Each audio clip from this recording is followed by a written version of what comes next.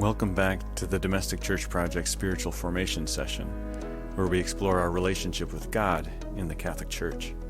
This is our 5th video, and we have been discussing Catholicism, which is the union of God with man in Christ. So far, we've discussed God. Today we will move on to man. And of course, to understand man, we must begin with squirrels. This may seem like a strange place to begin, but since man is the union of matter and spirit, a combination unique in all of creation, and since we already know what a spirit is and does, namely that it cannot die, is always itself, knows and loves, and was made by God, we have to discuss what an animal is and does to make any serious progress. But actually, before we talk about animals, we should talk about plants. And before we talk about plants, let's talk very quickly about rocks. Rocks don't have souls. Okay, clear enough. On to plants.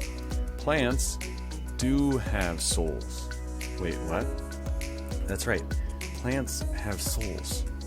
Before you throw out everything you thought you ever knew, let's make a quick clarification. A soul and a spirit are not the same thing. The problem is we often use the words interchangeably.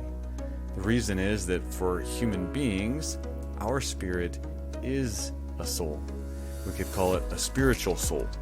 We'll come to that later, but for now, we are not talking about that matterless, unchangeable force that knows and loves. We are simply talking about the source of life. The soul is the life source or principle of any living body. A plant lives, so it must have a source of that life, and we call this source its soul. An animal lives, so it must have a source of that life, and we call that its soul. If the word soul bothers you, just insert life source whenever you hear soul. What's the difference between a tree and a dead tree? Life. A dead tree, in other words, lacks a soul. A dead tree no longer grows, thus we can determine that the soul of plants allow them to grow. The difference between a dead animal and an alive animal is also a lack of growth. That and a lack of movement. Therefore, we can determine that the soul of an animal allows it to grow and to move. Now, I realize you have animal-like plants like the Venus flytrap and plant-like animals like coral, but let's not get sidetracked. Whatever either of them can do, it is because of the soul, because the dead ones don't do that anymore. Either way, the soul is what makes a living thing live according to that creature's nature, which, as we discussed last time, tells us what a thing is. So let's take a squirrel, or a dog, or a bird for that matter. What do they all share in common? Well, the 5 senses. The 5 senses are all powers of the soul. The squirrel sees the forest. It smells the girl squirrel. It hears the car. It tastes the nut. It feels the bark of the tree. Man shares those same senses, although in man they are far less attuned. Most of our senses are not nearly as sharp as animals. The sense of smell of a dog, or the eyesight of an eagle, or the hearing of a deer, for instance, puts us to shame. When it comes down to it, we are pretty pathetic animals.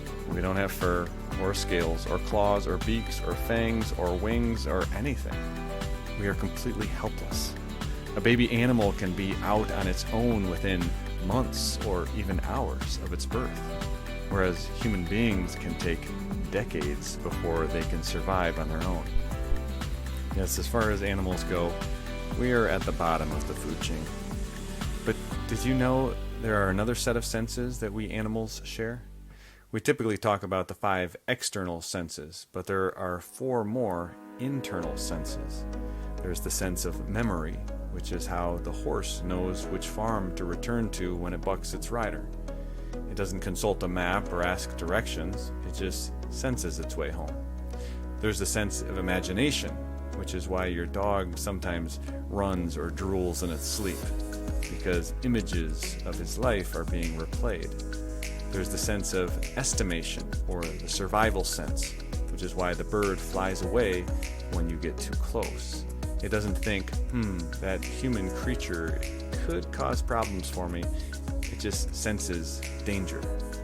And then there is the unitive sense, which allows all the other senses to work together. It's what allows an animal to know that the thing it hears is coming from the thing it sees or smells. What is key here is that these are not patterns of thought, even though memory or imagination might bear some resemblance to thought. They are simply senses which operate on their own. We can't just turn off our seeing or turn down our hearing or stop tasting. Our eyes were made to see, our ears were made to hear, and our tongues were made to taste. Likewise, we can't just turn off our imagination or our memory either. However, we can hone them and develop them. Now we see man starting to take a slight lead. After all, we memorize not just the way home, but poetry. We don't just imagine eating dinner, but building skyscrapers.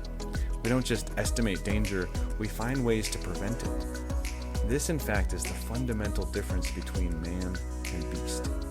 We have the ability to reason. Philosophy has long defined man as the rational animal. What is the difference between a living man and a dead one? The dead one is no longer growing, it's no longer moving, but it is also no longer singing, or laughing, or painting, or creating, or solving problems, or thinking deeply, or determining between possibilities, or choosing, or loving. Therefore, we can deduce that man's soul is responsible for all those things as well.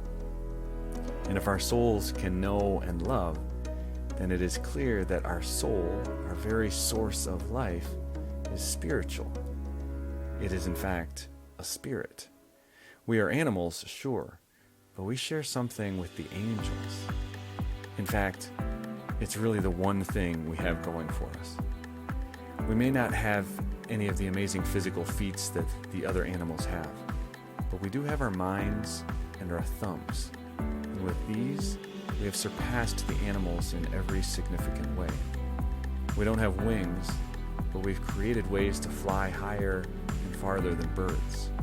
We don't have gills, but we have found ways to swim deeper and faster than fish. We don't have fangs or claws, but we have made knives and forks and fire and can eat whatever we want. For all the arguments that animals are intelligent and we have found possible language patterns in dolphins and chimps that can use tools and birds that can play house, I have yet to read a dolphin sonnet, and I've not seen any chimp-made furniture for sale. And where birds may play house, they've still been living in the same crummy nests that they've been building for the last billion years. It doesn't take a rocket scientist to recognize the difference between man and beast. And, oh yeah, by the way, we have rocket scientists. We'll stop right there for now. The final word is only to say that the thing that this particular animal can only do is the best thing for that animal to do. The bird that doesn't fly isn't acting like much of a bird, and the horse that doesn't run isn't acting like much of a horse. The fish that doesn't swim isn't acting like much of a fish, and the man who doesn't reason isn't acting like much of a man. The glory of God is man fully alive. And in our next video, we'll discuss what it means for us to be fully alive.